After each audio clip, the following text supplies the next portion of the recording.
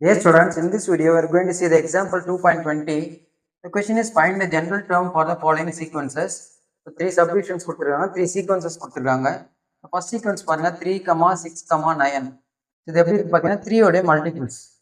3 into 1, 3 into 2, 3 into 3. So, 3 into 1, 3 into 2, 3 into 3. So, so, இங்க என்ன number change ஆகுது 1 2 3 வருதுன்னு பாத்தீங்கன்னா அந்த இடத்துல நம்ம n சப்ஸ்டிட்யூட் பண்ணணும்.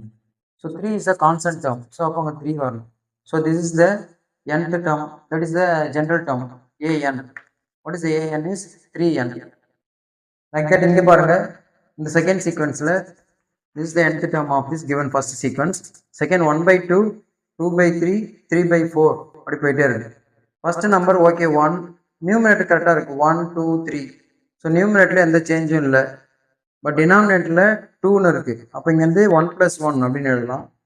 2/2 + 1, 3/3 + 1 இப்படி போயிட்டே இருக்கு.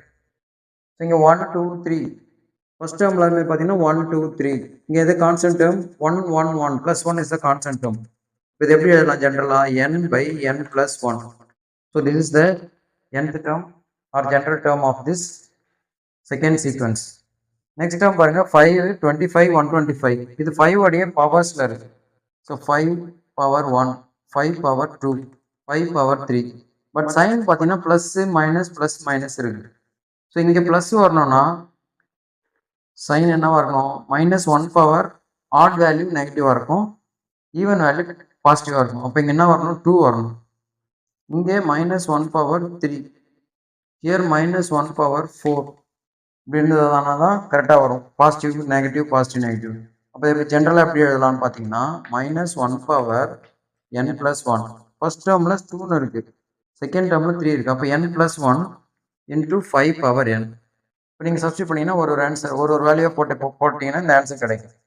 n-க்கு 1 போட்டிங்கன்னா இந்த ஆன்சர் கிடைக்கும், 2 போட்டால் இந்த ஆன்சர், 3 போட்டால் இந்த answer. So this is the general term for the third sequence. That's all. Thank you.